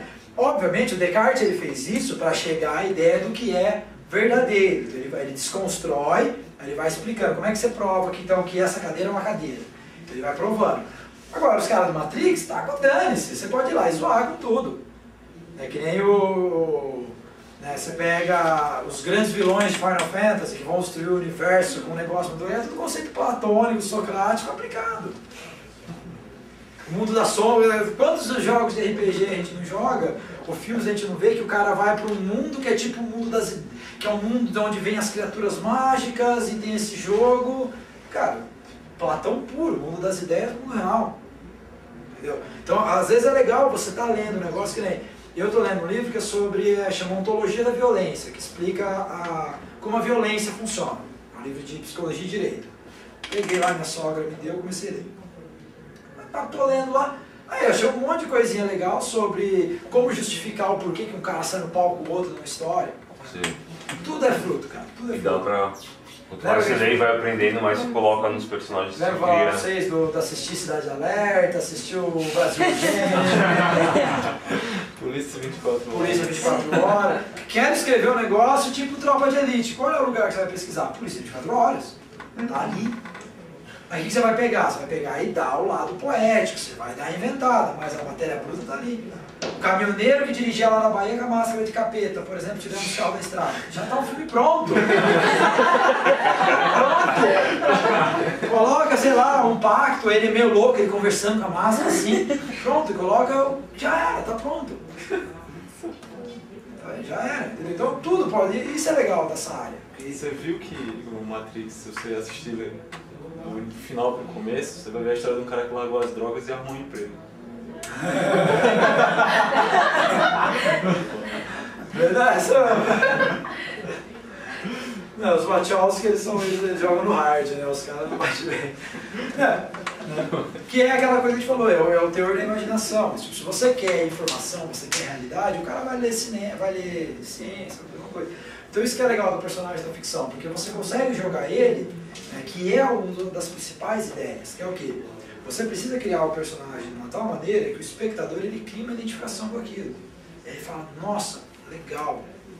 Você pega, por exemplo, todo mundo aqui que tem uma vida cotidiana de trabalhar, adoraria ser roubado pelo negócio e descobrir que você está lá. Então é legal isso, você ser, por isso que Harry Potter, a mesma coisa, o garoto cotidiano cai no mundo de magia. Nárnia, garotos, levados no mundo de magia. O Crepúsculo. A menina é idiota que é... É sugada. Você criar essa identificação do espectador com um personagem. Criar empatia. Você tem que gostar, você se importa com o que está acontecendo com ele. Você tem medo dele morrer. Né? Você tem medo dele de acontecer uma coisa. Né? Todo mundo aqui já viu a primeira temporada de Game of Thrones? Você queria dar spoiler. É lógico. Tava assim, pra falar com vontade. Mas o Game of Thrones ele faz isso. O Game of Thrones ele mata os personagens que não deve que você fala, cara, não, pode ser. E mata. Mas aí que eu acho mais legal, dá um quê mais de naturalidade, sabe? Não existe exatamente um personagem principal, um senhor foda, que vai estar até o fim e vai terminar com a trama. Tipo, são acontecimentos que vão acontecendo. É o que acontece atualmente. É, tipo, as Na pessoas morrem. realidade, as pessoas... É que nem aquele As pessoas filme morrem. onde os fracos não têm vez lá, você assistiu? Robert Barney com o Tom de Jones. Isso. Que tipo, meu, acaba assim, você pensa que o cara vai ganhar, conseguir ficar com dinheiro e morre. Só que você deu spoiler, né? Eu dei, desculpa. Não, mas tem filmes que se você tem obras que se você elas são tão boas que o fim não importa, o que importa é o copo. É verdade, é esse caso dos irmãos Coen. A minha mãe gosta de assistir filmes, mas o que chama atenção nela em filme geralmente é aqueles bichinhos que aprontam. Por exemplo, ela assistiu Mulan umas 20 vezes porque ela gostava do cavalo sapateando o dragãozinho. Todos os Os mascotes. aqui que aprontam, né? Então ela gosta dos mascotezinhos que fazem arte. Ela não está preocupada com a história, ela fala assim, olha, você já ficou no cabelo, sem brincadeira nenhuma. Ela podia estar fazendo aquela coisa, quando ela via aquela mulher, ela ficava esperando o cavalo ir lá pisar na cabeça do... Mas ela já viu, mas ela achava engraçadinho, porque era igual deu esse tipo de filme, puxado sempre o cavalinho. E aí você pega o meu malvado favorito, você vê os bichinhos amarelos. Mas isso é uma coisa que isso é pensado. É tudo feito já prezando. O que acontece? Você tem a história, você coloca lá um personagem Você põe o caricato. besta lá e às vezes ele cresce tanto mais do que a história. Você vai contar o filme. Você lembra daquele bichinho que naquela hora? Você lembra da arte do bichinho? São os verdinhos do Toy Story também, Ele paralelo. dá o fundo irônico, dá o fundo cômico. Você pegar, por exemplo, Os pinguins do Madagascar. Sim. como é que chama? O primeiro filme do Juiz, por exemplo, o Stallone, o antigo, que é o Olha o cômico, horrível. o Rob Schneider. do Rob Schneider. O Rob Schneider acaba com o filme. Graças a Deus que no novo eles resolveram não fazer isso. Você fala de um filme, que nem você fala assim, aquele dos Vengadores. Você viu a hora que o Hulk fez assim? O pessoal só aquela cena, você pergunta, não, mas você lembra que ele fez? Você lembra na hora da zoada do filme? Não, sim. Os Vingadores, aliás, foi bem legal a ideia deles, porque eles conseguiram mesclar muito bem a parte cômica. Cara, o roteirista de Vingadores eu não sei quem é, mas o cara é muito bom. Porque o cara ele conseguiu dar espaço para todos os heróis, todos os Vingadores têm um espaço legal, você entende cada um deles, todos eles têm os momentos de tirada, os momentos de dar risada, e todos eles têm os momentos de ação. O problema é que entra aquela coisa, que é uma coisa que acontece, que é o quê? Uma arte que é uma coisa de entretenimento e diversão, começa a virar uma arte politicamente engajada, que é entrar na discussão política. Hoje a discussão política do momento é a homossexualidade tem que ser levada para todos os lados, porque você não tem heróis homossexuais, você não tem vilões protagonistas homossexuais, blá blá blá blá blá blá blá. E aí o que acontece? Aí eles começam a se forçar isso acontecer. Aí o que acontece? Vira arte engajada, você perde o ver artístico. Eu acho que tem outros meios de você trabalhar a questão do preconceito, a questão da discriminação, que não seja, por exemplo, pegando um personagem que já está pronto e mudando. Entendeu? O personagem foi dado desse jeito. Né? Eu vou falar, agora já que vocês querem fazer o James Bond, eu vou fazer um Shaft branco, aí eu quero ver. Não adianta, o Shaft ele é o policial do Bronx, ele é o cara que é o Samuel Jackson que faz. Eu não sabia desse boato de ter um James Bond negro. Tá rolando? Quando eu tocar... Bom, só que eu acho assim, James Bond, tudo bem, ele tem um arquetipo personagem ali, mas o 007 não é um agente.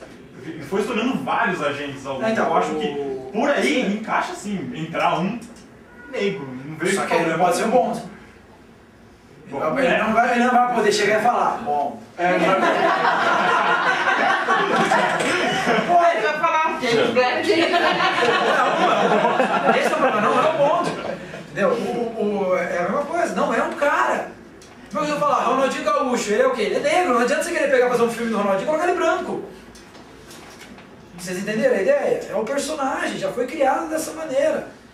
Eu acho desnecessário você querer forçar a mudar o personagem por uma questão que é engajamento social. Cria-se personagens novos. Quando foge do seu padrão cultural. Mas Cria uma coisa de um jeito, tipo, ou seja para ganhar dinheiro ou para...